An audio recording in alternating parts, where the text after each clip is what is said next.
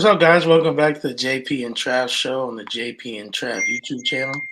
As always, it's your host with the most, JP, and to my right, I have my esteemed co-host, brother, and friend, Travis J. Davison. Travis, how you feeling, man? Man, I'm feeling great.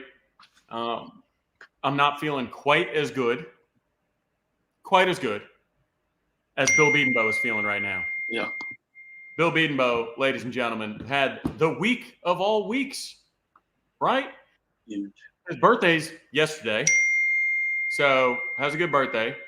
Gets his highest rated recruit of all time over a really illustrious career.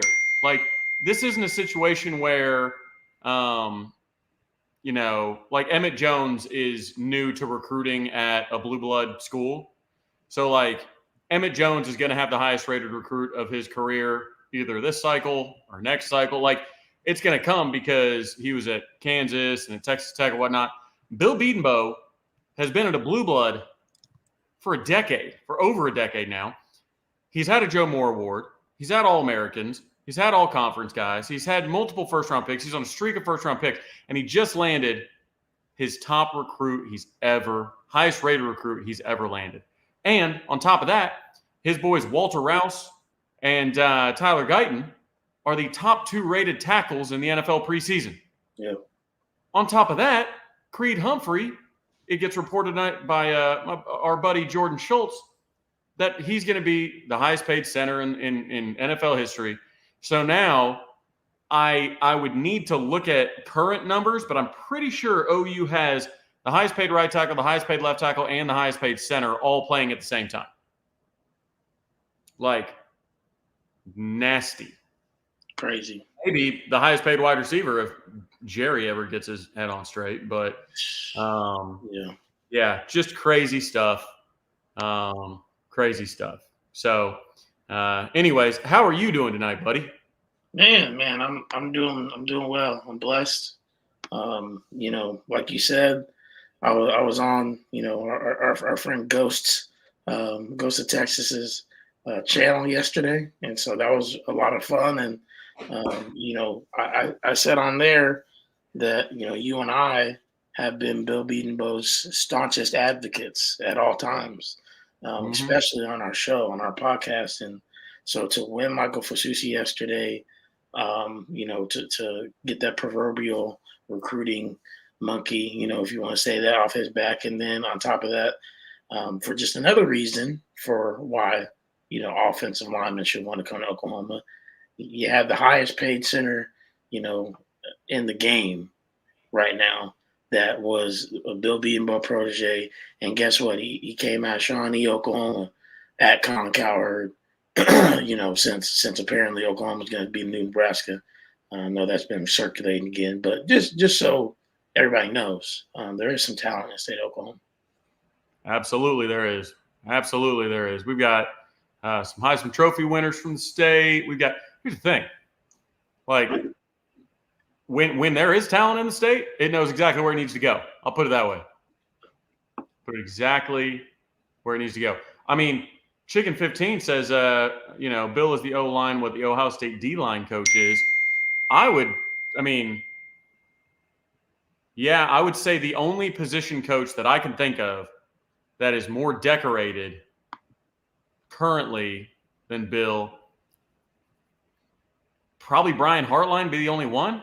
But he's going to be a head coach sooner rather than later. Yeah, especially from a draft standpoint. We got Bill for the long haul, baby. He wants to retire in Oklahoma. He is paid handsomely.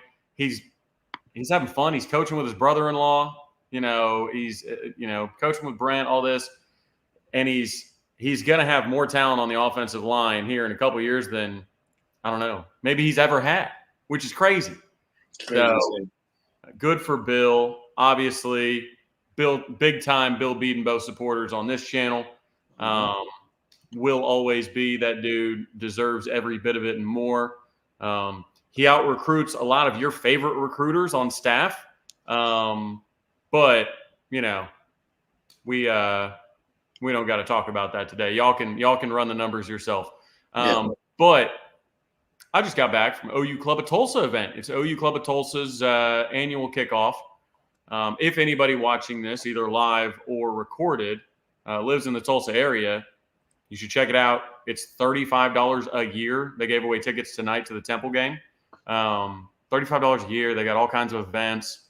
Obviously, they're a scholarship club. So, that money goes towards funding scholarships for all kinds of different students in the Tulsa area. So, OU Club of Tulsa, check us out. I'm now on the board. So, we're going to be doing super cool stuff. The club is a little seasoned. The average age is slightly higher than my own. So I'm not sure how they're going to like me introducing gambling and different all kinds of fun things to the club. But hey, I'm excited to be a part of it. So what do you want to talk about? I mean, should we just collectively shoot Creed Humphrey a link to OU's NIL fund, or maybe he can pay for the baseball renovations, or what? I don't know. Donate, brother. Please bring it, reel it in. No, we're gonna pivot for just a quick second to a non-OU topic. We rarely do non-OU topics on this show, but I mean, this is probably a good reason as any. College football will officially be back on Saturday. Yeah. Florida State plays Georgia Tech over in Ireland. And so, this is the only game. And so it's going to be, obviously well watched. And I think all eyes will be on that game just for the sheer fact that college football is back. And it is at least a decently high profile game. It's not like a Drake versus Rice, on a Thursday night. It's Florida State, who's a top 10 team, and Georgia Tech, who at the very least is a Power 4 team. So, it's going to be good football right off the bat. So I just want to chat about that a little bit, just say what we're looking forward to the most about it, pick a winner, and then we'll roll on to talk about a little bit of Michael Fasusi. Yeah. I'll put it this way. How many people in the chat, and I want the people in the comments afterwards watching this to reply as well. OU might play in Dublin one day. Florida State's a big name. Nebraska, while they haven't been any good for 20 years, they're a big name. Do you ever see Joe C signing the Sooners up to play somebody overseas? That's a good question. And would you go? If it was in Ireland, I would go. I love Ireland. Have you been? I've been to Ireland, yeah. Oh man, we need to go so you can show us around. Yeah, it was probably one of my favorite places. Just beautiful, man. I got to go on a little cruise for my senior trip, and we did a cruise to the British Isles, and man, it was just a beautiful time. That would be so cool. I can't imagine me and Tyler, with going live from an Irish distillery for the post game. So what could go wrong? What could go wrong? Nothing. Corporate Duck brings up a good point. Corporate Duck joined the Ghost and Friends show last night. Saw Corporate Duck in the comments. Let's first shout out Ghost. He's been busting his tail. Yeah. Guests from every fan base. Yeah. The reason to get him, he's a lot like us. He can have a respectful conversation with people from other fan bases. So if you guys haven't checked him out, check out Ghost and Friends. Super nice guy. Obviously, JP was on his show last night. Was that last night? Wednesday? Last night. I was on a couple weeks ago. But yeah, check him out. I'm sure he'll be popping in to the comments eventually. But great dude. And Miss Sue Davidson in the chat. Everybody say hi to Mom. She is started her school year. She's teaching 3-year-olds. So she started her school year, and it's her birthday. Oh, Mama Sue, happy birthday. So, chat, feel free to wish my mom a happy birthday, because the next time we're on air together, next time we're live together, she will be a year older. So, everybody wish Mama Sue a happy birthday. And birthdays. And speaking of next week, JP, some programming news, right? Yeah, indeed. First of all, so back in the day, we used to be on Wednesdays. We were the original. Some of you OGs remember. Les, I'm looking at you. Put some history on. So we were the OG Wednesday show. This was before all the nice graphics, and I think I still had a Speed D shirt on and the logo. It was old school, right? I didn't have this lighting. I don't think I had this camera. I think I was still doing it from one of my restaurant kitchens. But OU Insider said, "Hey, look, it's just the way the press conferences lay. It's it is what it is." And Parker and Brandon, friends of the show, friends in real life. Like I was texting Parker all evening. Indeed. And so we went to Thursdays to be respectful of them, so they could do their Wednesday lives. Well, last night I'm tuned in, and they say they're changing their show to Monday. And JP, the streets have been talking. They've been talking. The streets have been talking. And the streets say that the JP and Trav show bullied OU Insider off the block. Hey. I'm not saying it. The streets are talking, right? So we will be returning to our rightful place in the middle of the week, Wednesday nights, starting next week. So people can get your Thursdays back, because one of the reasons we like doing Wednesdays is because you can wrap up everything from the first week and then, preview everything from the next week. It's just that nice middle point. So anyways, back on Wednesdays next week. Sorry, we're kind of throwing a wrench in things for those of you that have been used to Thursdays now, but I know a lot of people are used to going over to OU Insider on Wednesdays. So appreciate you guys following us back to our rightful place on the Wednesday throne, and appreciate OU Insider for keeping our seat warm. Yeah, we do. And, sometimes it feels like we're ghostwriters, if I'm being honest, because, I feel like for some people have, but I don't know that the other people are giving us the credit we deserve.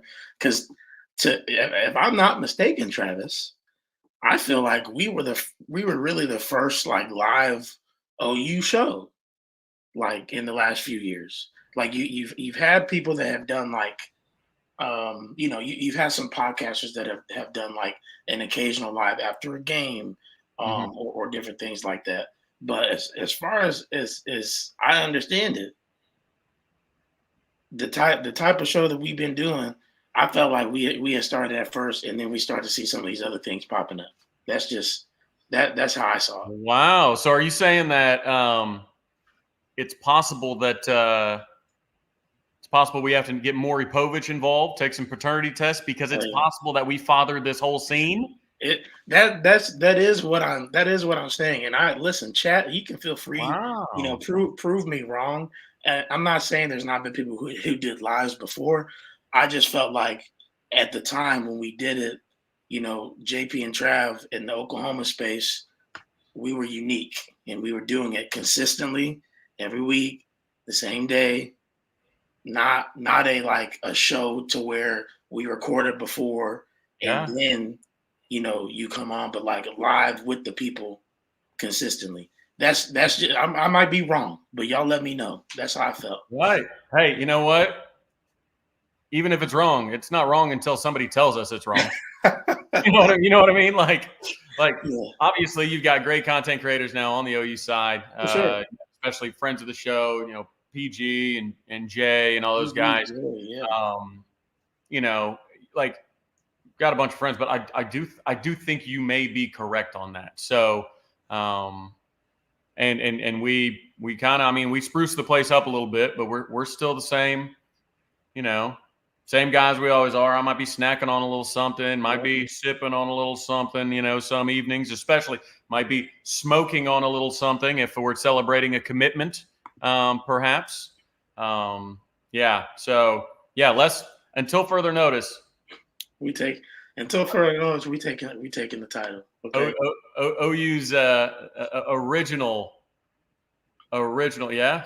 Ghost Apple Orchards more. Yep, absolutely. I It is appreciate funny that. because last night on Ghosts, like I brought up, JP picked Texas last year. That we're all very aware of that.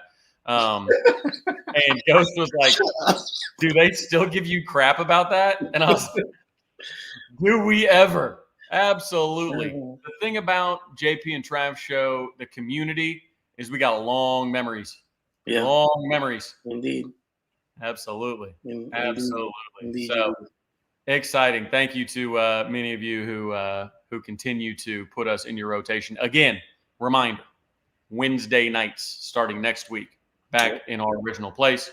You know, we do accept super chats as well. So if you really got used to money coming out of your bank account, going to OU Insider for their super chats on Wednesdays, and just so your accounting isn't screwed up, if you want to super chat us, just to make sure that you're budgeting correctly. Financial literacy is important. Mm-hmm. So if you just want to do that, just feel free. Feel free. Yeah, and we had somebody give a $50 super chat last week. Trav. Bro, what? Yeah, Man, I meant to tell you that. I trying don't to even keep me know away. what. I know it was crazy. It was Man, when I was in mourning over JJ McCarthy, yeah, everybody out here just making it rain in my absence. Okay, good to know. Yeah, it was crazy. It was insane. That's for sure. Appreciate y'all. That's for sure. But hey, let's do a pick. Who you got this weekend? You got Florida State or Georgia Tech over there in Ireland? Man, I've got Florida State. I think they haven't been able to A, they're more talented, but B, they haven't been able to exercise the demons of being left out of the playoff, because with their bowl game, everybody just opted out. You know what I mean? Like they it wasn't actually a very good look for them. If you could go into a New Year's Six bowl and win it, that would have quieted a lot of the chatter about Florida State being left out and whatnot. So I've got Florida State winning the game. I'm looking because the spread. There it is. FSU's 10.5-point favorites. So unless you're picking the big upset, I need you to let me know who's covering. What did you say the spread was again? 10.5. Dang. Is Georgia Tech's not still running triple option over there, are they? No, but I wish. Bro, they used to pick people off with that every once in a while. Yeah. Like they were a problem. So much so that I remember calling into the Sports Animal way back in the day, and like in the post-game show in like 2010 or something like that, and asking if – sorry, I know my computer's on. Asking if Kansas, because they could never do anything. I guess it would have been – actually, I probably would have been in high school, because it was when Kansas was super bad, like pre-Orange Bowl Kansas. Yeah. So I was like, man, Georgia Tech seems to be able to run the triple option and pick some dudes off every once in a while. Should Kansas just switch to the triple option? So they don't still run it, though, no. Oh, my sister's in here, too. Got the whole family in here. Oh, look at sis. Got Ashley. What's up, sis? John's in here somewhere. I know it. He is a loyal viewer as well. They might have us up on the TV. Hey, you never know. They've done that. They've done that many a times. But what do you think about the game? Yeah, I think Florida State's going to have a lot to prove. Have we said, and you may have just said this, Trav, I apologize if I snoozed out on you saying this part. Is Jordan Travis a full go? I haven't heard otherwise. Okay. I don't think they'd be 10.5-point favorites if he wasn't.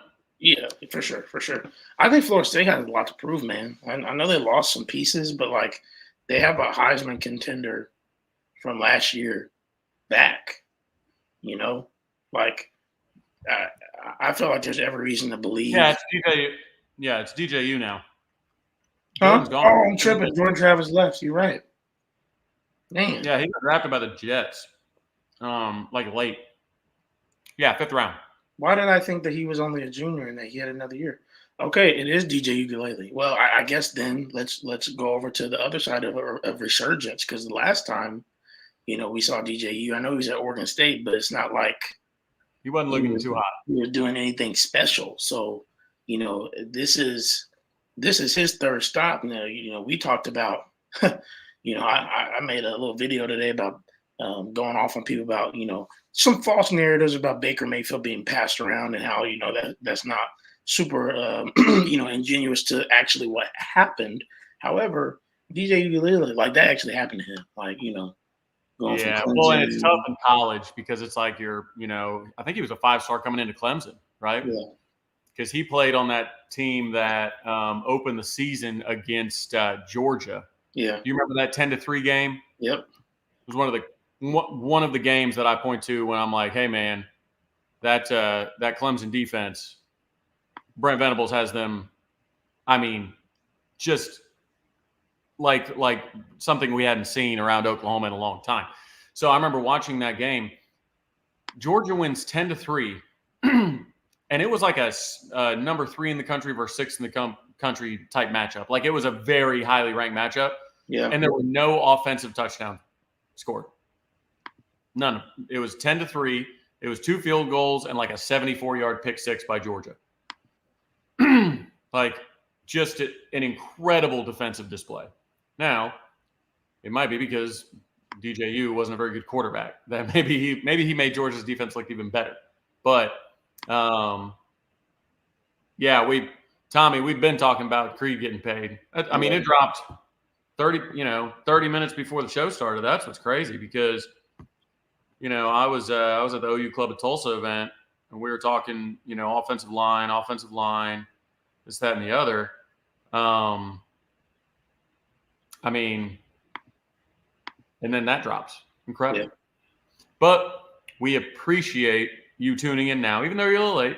You, Kirby, people that were a little late, but no problem. Trav, hey, it's better to be late than never.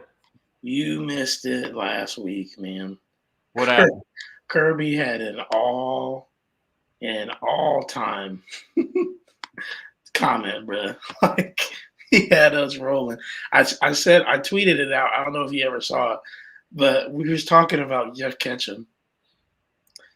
And this man, Kirby, as we're about to head out, he's got the Cooper and Jason rolling, because he goes, tell diabetic Charles Xavier to be quiet. Oh no! Oh, hey, that's not a type 1 diabetic shot, Mom. That's different. Yes, type 2. Type 2. That's, self-induced. But yeah, we were. Here we go. Imagine what we're doing, a massive physical specimen like Jeff Ketchum. Hey. I will say, I finally downloaded CapCut to like edit videos and whatnot. Yeah. And I've got some heat coming. Okay. Once the season starts, and Jeff Ketchum does catch some heat from me. So just some heat like that. Yeah. Yeah, it's I mean, what a bum. Straight up. Floyd Mayweather even lost a round every once in a while. Bruh, OU just beat you for your quote-unquote prized left tackle. What did one of their insiders write? Let me go to it now. I'm glad you asked. Let's see. One of their, I believe this is on Texas Insider, in May, said, Michael Fasusi is the prized left tackle. This is, I believe, on Inside Texas. Is the prized left tackle. Flood makes no bones about that, but confidence remains high on UT's chances. Yeah. Flood tells everyone Fasusi is his guy. So, weird that, OU's recruiting isn't affecting Texas at all, even though their guy, their prized left tackle, decided to come to the correct side of the Red River. Like, yeah, he's not Texas kid. Well, and they were like, "Oh, it's okay. We've got." They're like, "We got Brandon Baker." I'm like, "Yeah, he plays right tackle, doesn't he?" And why would you go Fasusi? So and you've got a couple of redshirt sophomores or redshirt freshmen there right now that are going to be redshirt sophomores next year that are apparently just shoe-ins to take Kelvin Banks' spot, even though they have never played meaningful downs, and Fasusi wouldn't even be able to compete with them. Like the Texas Cope, man, it just doesn't make like it doesn't make sense. Like, and I try to walk out why it doesn't make sense, but they're dumb insiders keep peddling the same nonsense, saying, "Well, it's just easier path to playing time at Oklahoma." Not true. Simply not true. So I don't know. It's just crazy to me how people hear something like, "Oh, he wanted to play immediately, so he went to OU." That's not even a thing. Bill Bedenbaugh never promises people to start. In fact, Creed Humphrey, the guy that's now the all-time highest-paid center in NFL history, he didn't even start as a freshman. He did not. Jonathan Alvarez did. So Creed Humphrey didn't start at center, even though a lot of people are like, "Hey, Creed's that guy." Bill Bedenbaugh would not start him. So you're trying to tell me as a Texas insider, you are dumb enough to think that Bill Bedenbaugh is promising a left tackle starting spot to somebody? You must be outside your mind. Outside. And the fact that we have a left tackle in Jacob Sexton that isn't as likely to leave as Kelvin Banks, that means there's more competition to get the left tackle at Oklahoma than there is at Texas. And it's just incredible to me that just these insiders can make up total lies and to help their fans cope, and their fans just eat it up like old school Zeke Elliott. Eat it up. And that's what's so frustrating to me, because it minimizes the work that Bill Bedenbaugh did to get that locked in. He talked about it on interviews. He said, "Look, my family was more comfortable at Oklahoma. They loved it. Bill Bedenbaugh puts dudes in the NFL. They make a lot of money. Like, he's the best developer in college football." Like, and Texas fans just, "Oh, early playing time." No, just look at a depth chart. Like, have some history about Bill Bedenbaugh. Like, do either of those two things, and you'll realize you're an idiot if you're saying that. That's all you have to do. One of the two things. I'm not asking you to do both. Just one. Look at a depth chart. Maybe look at a mock draft or something. And learn a little bit about Bill Bedenbaugh. Wouldn't start Creed Humphrey, but he's going to promise a guy a left tackle spot on day one when he might have a returning starter at the position. Sorry, I had to go off on a little rant because all these little Texas bums don't know how early playing time or depth charts or anything like that works. So again, we try and be informational on the show, entertaining, infotainment, if you will. Infotainment. So, anyways, yeah, no, you're absolutely right. It's hogwash, to be honest. But Brian, calm down, man. Listen, you have to give me like the benefit of the doubt here. It's not like it was a crazy decision.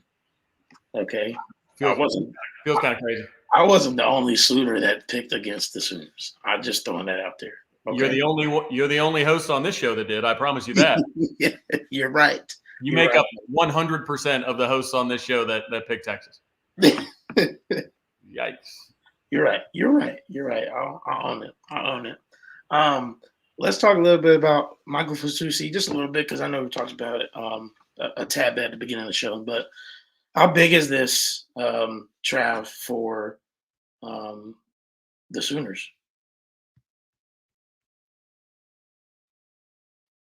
Did we lose you?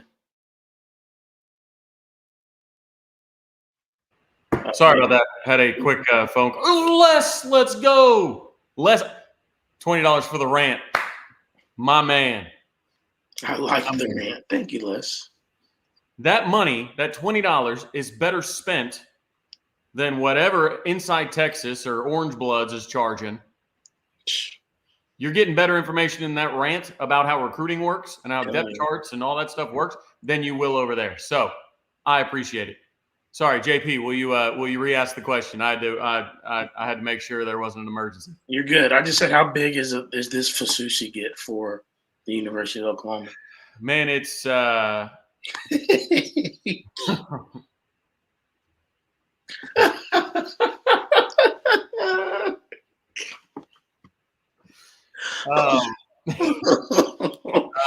it's speaking of that, it's real big. Real big. We talk about it. It's a trench league. Last year, you get number 1 defensive tackle in the country. This year, you get 2 of the top 8 offensive tackles in the country, and you're still hacking away. At guys like maybe trying to flip Rodgers down the road or Babalola or anything like that. You're still going. You have that momentum, and that's the nice thing. Guys want to play with Fasusi. Guys want to play with other elite prospects. And you remember, Bill Bedenbaugh was always the guy who could develop a 2 and a 3 star and send him to the NFL, get him to the second contract, all that. Dude has been just destroying it as of late. EPL shot up the rankings last year. Eugene Brooks was an absolute stud find last year. Akinkumi, number 1 international player, baby. Bring him in. The Jake Taylor and Jake Sexton class was big time for sure. 250 type guys, 2 4-stars. And then the other knock was, he doesn't put guys in the first round. So it was, he doesn't put guys in the first round, he doesn't get 5 stars. So now what does he do? He puts back-to-back first rounders in there, and now he's got a 5-star. And don't get it twisted. If Texas wouldn't have rolled out their Pancake Factory fund where it didn't matter if you were, deaf, dumb, and blind. If you played offensive line, you could go there and get $50,000. If that wouldn't have happened, I think DJ Campbell's actually a Sooner. So, the timing of that really worked against. Obviously, Kelvin Banks is going to be a Longhorn. That dude's a stud. They deserve all the credit for that. But, anyways, Bill Bedenbaugh on a heater right now, and all of this is now in the news. Part of all this being in the news now that's important is OU gets a ton of coverage because of the SEC move. People in Florida are paying attention to OU now. People in Georgia, in Alabama, obviously Texas, they always have. But when you go to those talent-rich states and they see, oh man, the most successful NFL team right now in the middle of a dynasty, their center, it's a Bill Bedenbaugh guy, highest paid in the NFL. The Orlando Browns and Wanye Morris and Ben Powers and, all these type of guys, those are guys that are making a lot of money. And obviously I stopped short of the Bobby Evans and the Cody Fords and all the guys, right? Anton Harrison, first round pick, Tyler Guyton and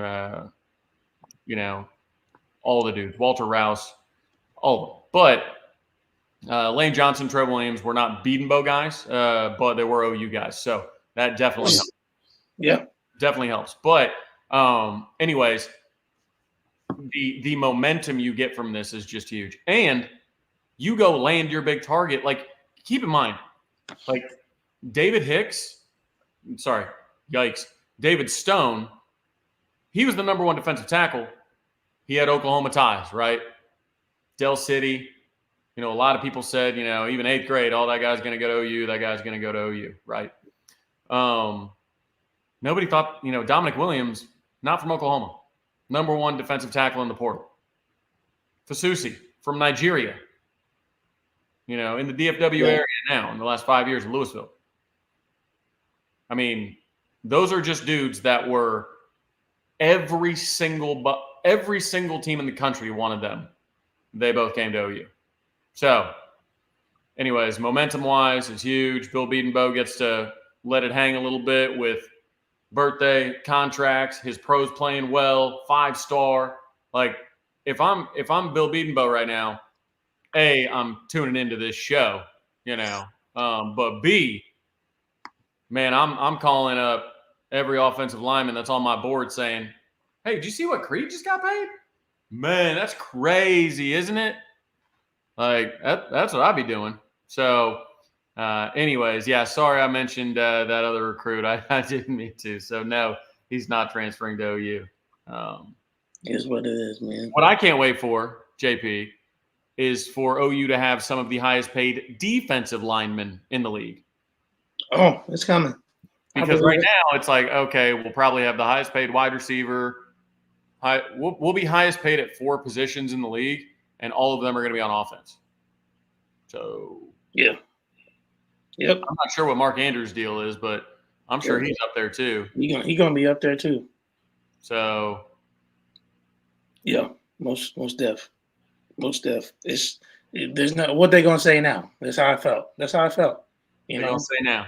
What they gonna say now? There's nothing you can say. I mean, Bill Bedenbaugh's resume speaks for itself. He's got this 5-star tackle out of high school. So, y'all say what you want. He's got a 5-star tackle out of high school. He got a former 5-star tackle out of the portal in Wanye. He was a 5-star when he went to Tennessee. I mean, multiple first-rounder streak. All his dudes are getting paid. Like, I mean, Walter Rouse is doing well for y'all. Yeah, he was second rate. He was second only to Tyler Guyton in the preseason PFF. Like, yes. There's no negative recruiting that you can do against Bill Bedenbaugh that can actually hold water. The worst thing you can say about Bill Bedenbaugh to negatively recruit him is, man, he coaches real hard. You sure you want to coach like that? You sure you want somebody to push you to be your best? You sure you want that? Yeah. Ooh, I don't know. Like, that's the worst thing somebody could say about Bill Bedenbaugh is that he coaches hard. Yeah. So it's basically like you're going to get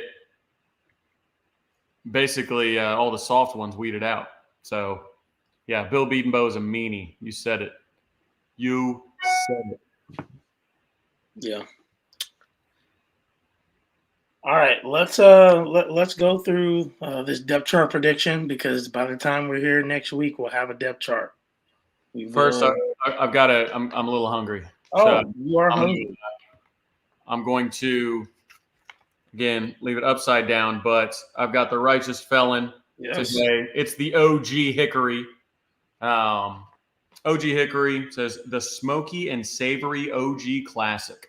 So. Righteous Felon, for those of you that don't know, maybe you're new to the show. Awesome beef jerky. I had got this as a gift. I had got some as a gift at Christmas, and it's just been awesome. And I started tweeting about it, and they're like, hey, we'll give you a discount code so your followers can get some discounts. So righteousfelon.com. It's incredible beef jerky. They've got biltong. They've got meat sticks, all that kind of stuff. Need to get your protein if you're going to be standing strong for the SEC. So use the promo code Travis at checkout for 15% off. So I'm going to open up this bad boy and get to snacking because I didn't they had some food there. I just didn't get up there and get a plate at the OU Club of Tulsa thing. It all looked really good. Yeah. But I was kind of just taking it all in kind of at the back of the classroom. So this stuff is fantastic. It's not like I said, like a lot of beef jerky it's either tough as hell, feels like a shingle, or it's covered in like sugar. Like it's got like almost like a waxy, sugary exterior. You don't get that with Righteous Felon. So OG Hickory is what I've got tonight. Definitely check them out. Mom wants jerky. I don't think that tracks. I think somebody who happens to share a pantry with mother might be interested in some, but I guess you'll have to wait till November. So, anyways, let's get into the depth chart. Indeed. So, figure this. I mean, this is going to be the last show we have before an official depth chart comes out. I mean, I would assume that by our show next week, we will have an official depth chart, seeing as we play Friday. So. Let's go through this. Do we want to start defense or do we want to start offense? Let's go offense. Okay. Let's start offense. I'll choose a position group and let you start off that one. I'll take the next one to start off and then we'll go back and forth. So let's start off with the wide receiver room. Who's going to be, do you want to do 2 deep? You want to just be who's starting? What are we thinking? I'll do 2 deep. Don't do anything with that, Kirby. Oh my. I'll go wide receiver. In the slot, Deion Burks, backed up by Brennan Thompson. On the outside, Nick Anderson. Yeah. Backed by J.J. Hester. And then Andrel Anthony, backed by Jaleel Farouk. That's how I would do it. Now, I think Brent might go with Jaleel over Andrel just because, Andrel's still trying to get healthy. I think it will be an or situation, possibly. There's going to be a lot of ors on this depth chart, but I would say it's some combination of those 6 that are at the top. Nick Anderson, J.J. Hester, Deion Burks, Brennan Thompson, Jaleel Farouk, and Andrel Anthony. Okay. I like that. Did you say where you felt like Jaquez Petaway was going to be? I didn't mention him. Okay. I think he would be third because I'm not sure. Yeah. He would have to get above. I mean, I suppose he could get above Brennan maybe if they see him as like they're not the same player. Brennan is a go take the doors off everybody and go beat that safety. And he can do other things, but that's like making Steph shoot mid-range. You know what I mean? Like, you want Steph Curry shooting threes. You want Brennan Thompson showing off his speed. So I would say Brennan probably on the depth chart above Jaquez, but I could see it going either way. I think they're going to find a way to get Andrel or Jaleel on the depth chart week 1 at starting. I don't think J.J. Hester will get the nod week 1 as a starter at the position. It could be an or thing, like I said. Mm-hmm. Yeah. And y'all in the comments as we're going through these positions, y'all say who y'all expect as well.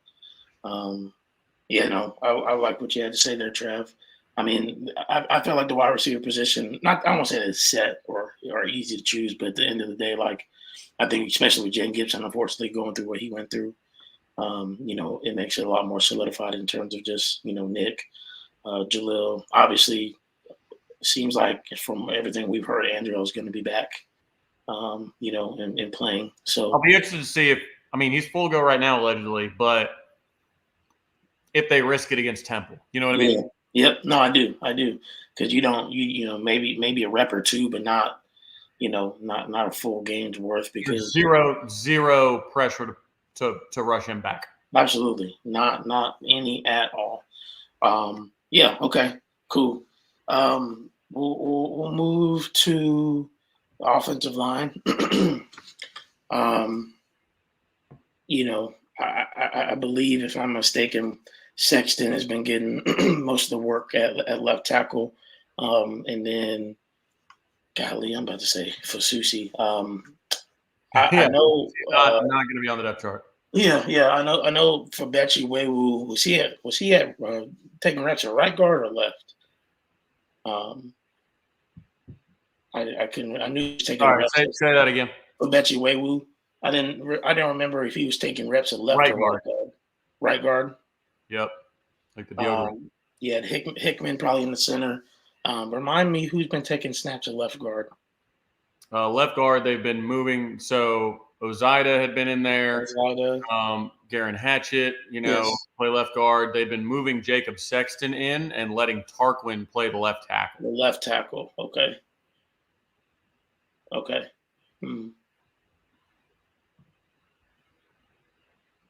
And then right tackle would be golly, look, I'm getting Jacob Sexton and Jake Taylor's. I'm getting them mixed up. I feel like that happens too much. Jake Taylor on the right end, and I know Spencer Brown will get some depth there as well. So that's kind of what I'm looking for, or what I would say for the offensive line. A lot of people saying they feel like Tarquin is going to get the look at left tackle and not Sexton, which I guess seems weird. But I mean, if Tarquin is doing what he needs to do, and Jacob can slide over to the left guard position, and we can be more solidified, then why not? I know. I just want Jacob Sexton playing tackle.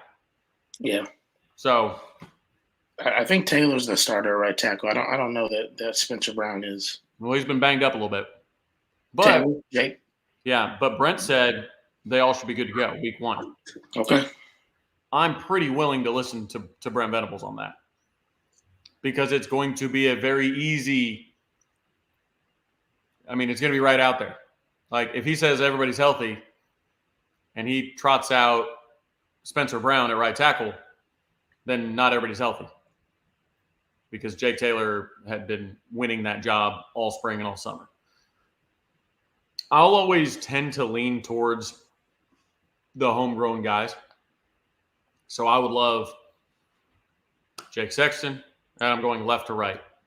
Jake Sexton, Heath Ozida, Bates or Hickman. Obviously, Bates is homegrown. And then I would like for Bechi Wewu to be that right. Good Lord. Turn a light on, brother. I don't know what happened. Man. I feel like you're coming at me from a parking garage. No.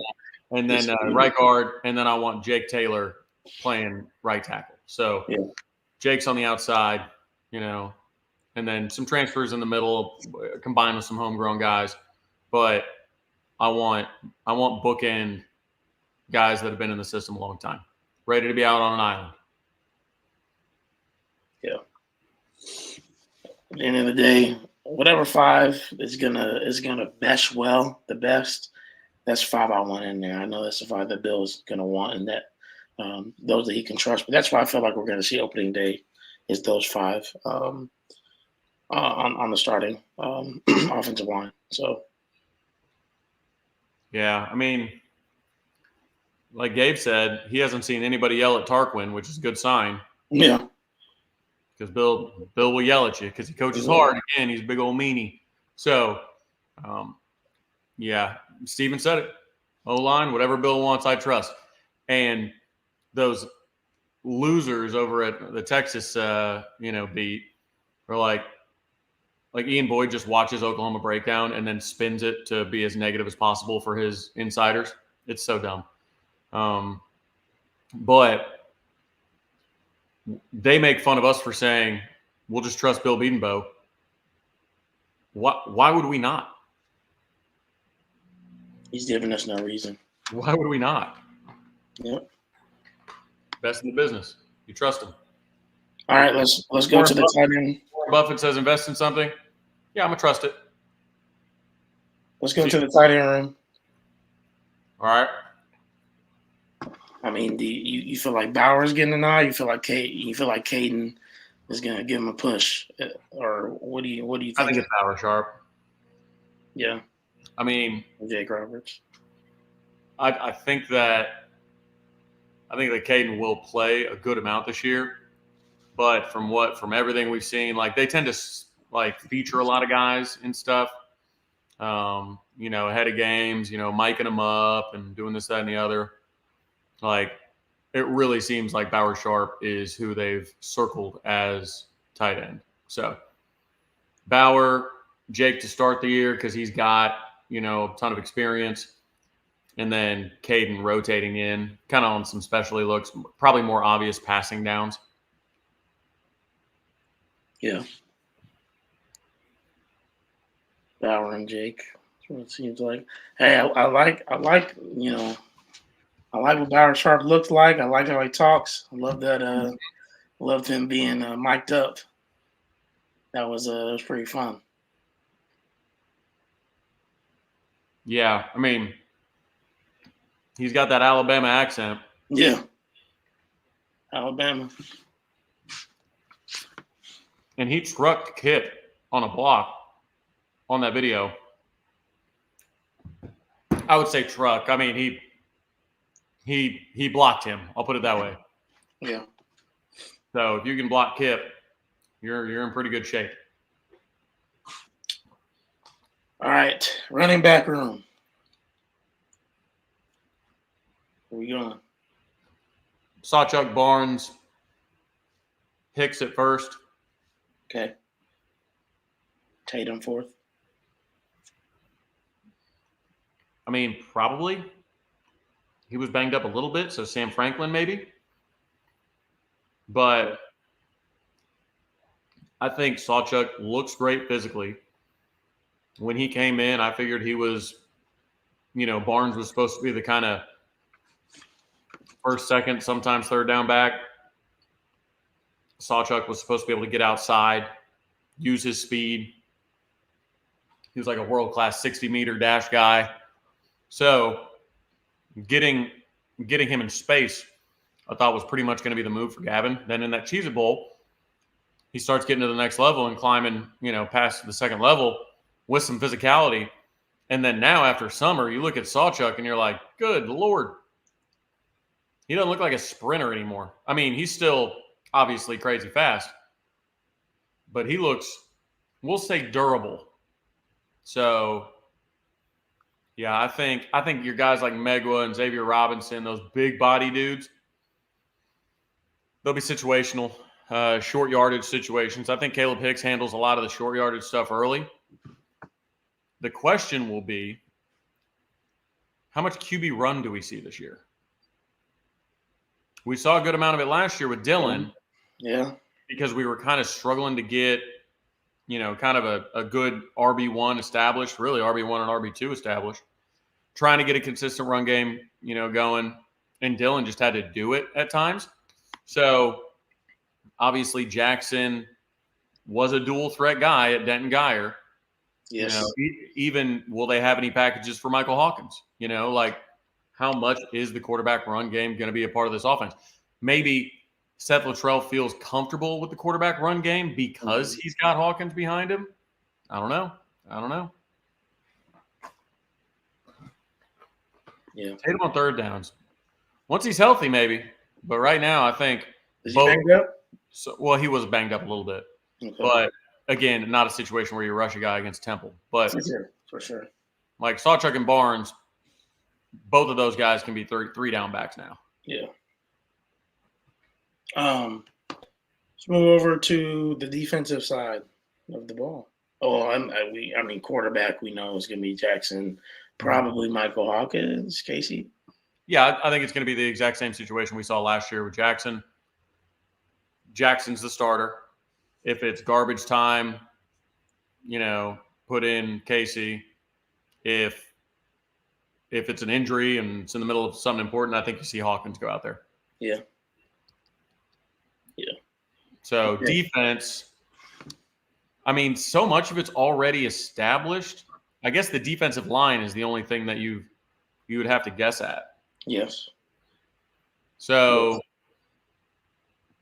defensive ends, Ethan Downs and R. Mason Thomas, starters.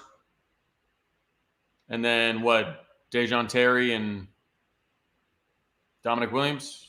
Well, I guess now they would technically be same. So, no, I guess, yeah, you could do that. Dominic Williams and Dejon Terry. Yeah. And then some combination of Jaden Jackson maybe, spelling that, because Jaden's more of the Dominic Williams type, the nose tackle type. Yes. Whereas like David Stone's a guy that's going to be looked at to get some pressure. Yeah, him and Grayson Holton. Mm-hmm. Yep. So, yeah, it'll be interesting. I think they go – I mean, Dominic Williams has to be circled as a starter. You don't go get that guy and then, not start him, right? Yeah. There's no way. There's no way the way we got him that he does not start. So, anyway, so on the two deep, I'd imagine it's R. Mason Thomas and Ethan Down starters, and then PJ and Caden Woolard. Rotations. I've heard good things about Ford and Danny Okoye probably rotating in as well. Yeah, man, heard good things about Danny too, man. He's just a freak. Like, he's a guy that is going to be so like just looks so different. Yeah. He's got huge hands, so even shaking his hand looks crazy. He can do a standing backflip at 250 pounds. That's so crazy. I saw him deadlifting, I think like 700 pounds or something like that in high school. He put up like what? Something crazy. He had it on his. He works out at a buddy of mine's gym, so I remember him putting the video up. But I think he runs 6 deep. That's what Caden Woolard was saying. So I think you've got again Downs, R. Mason Thomas, and then PJ, Caden Woolard, and then probably Danny and Trace. Man, that's a nice edge. And then you got guys waiting in the wings, looking to see what happens, Yeah. Yeah. Linebacking room, is it Danny and Kip? I think it has to be. It's like Danny and Kip, Kobe and Jaron probably first off the bench with them, and then Kip. Sammy's going to play some cheetah, it sounds like. So, do you think Sammy's going to start at cheetah? I know Brent loves him some Kip. Yeah. I think starting cheetah is probably going to be Kendall Dolby. KD, yeah. He just played so well last year in the role. Yeah. So well. So, yeah, I mean, Woody and Gentry starting corners, and then Kenai Walker, Jocelyn Malaska,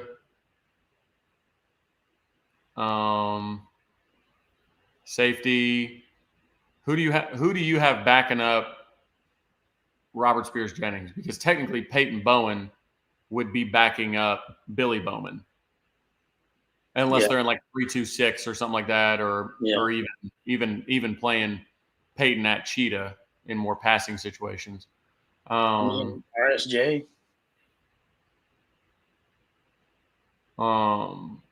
Yeah, I don't know who's backing up RSJ. Oh, I see. Boganowski, that'd be nice. Boganowski and Powers both like to hit just like RSJ does. Yeah. Steven, I don't think Bowen's starting over Robert Spears Jennings because they don't play the same position.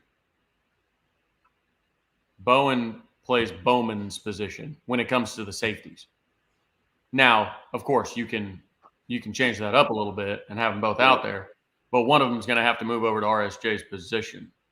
And I say that to quite literally mean move over there because they don't play there. So, anyways, I do think they're on the field together a bunch because I do think that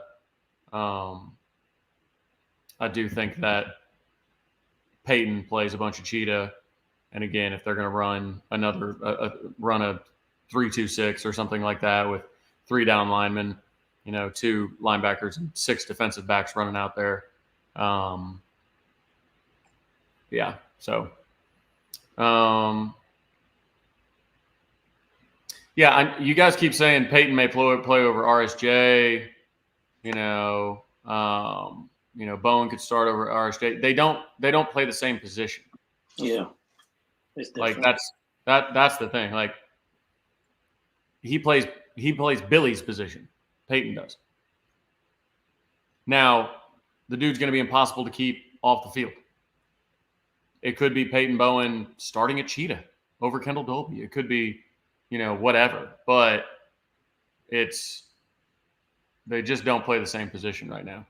But again, I think Billy's so good at safety. He could play. Billy's so good at football by this point and knows the defense so well.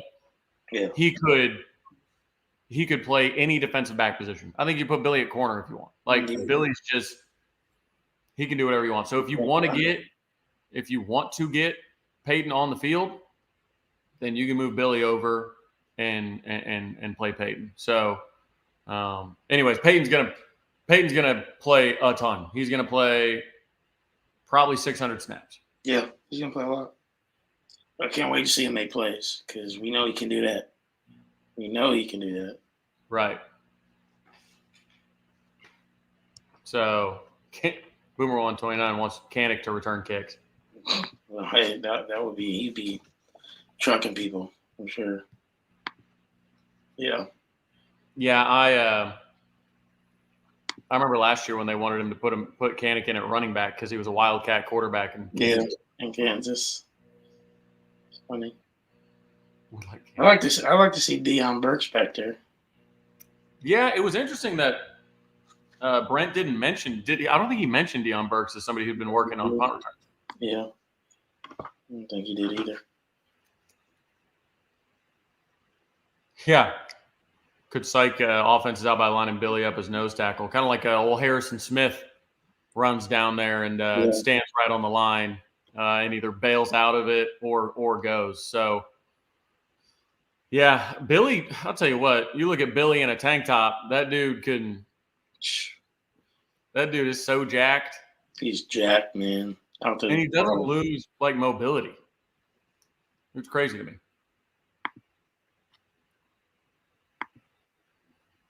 I think Zach Schmidt wins it. That's what we've been hearing through camp. He's been bombing them, and nobody's going to like it. But I think Zach Schmidt gives you the best chance to win. Yeah. Give the ball to EPL and let him. EPL returning kicks. I would like to see EPL in the backfield blocking for like Caleb Hicks or something like that. Yeah, like a goal line package. Yeah. That would be so much fun. Amazing. Like, could you imagine you get them running to the left behind like Heath Ozida and Jacob Sexton, have an EPL lead in, Caleb Hicks or something like that. Nobody wants to try and stop that on that side of the line. Yeah. Indeed. All right, Trav, you got anything else for the people before we head out of here, man? Man, I don't think so. Everybody liked the video. We've got a really good amount of you guys in here right now. A lot of people been in the chat. Liking it is free. Yes, it is. One of the only free things left in today's world. So liking the video is free. Please go like the video. Other than that, check out if you live in the area, check out OU Club of Tulsa. I just joined the board there. We're going to be doing a lot of really exciting stuff. That price hasn't changed in like 10 years or something. It's $35 for the entire year. And they do some really cool stuff, scholarships and whatnot. So they gave away some football tickets tonight. So there, my mom says hit the like for her birthday. Again, I better do it too. Sue Davidson's birthday is on Saturday. I won't tell anybody how old she's turning. She's still a young pup. So 25. Yep. Again. So anyways, that's all I got. If that's all you got. Hey, next time we see y'all, it's gonna be game week, baby. It's gonna be game week next week. Remember Wednesday night next week. Probably we'll do 8 p.m. Central Time. That's what we'll do Wednesday night. We're back, baby. We're back. Back like we never left. Absolutely. All right, y'all. Love y'all. Appreciate y'all. We'll see y'all next week. Boomer.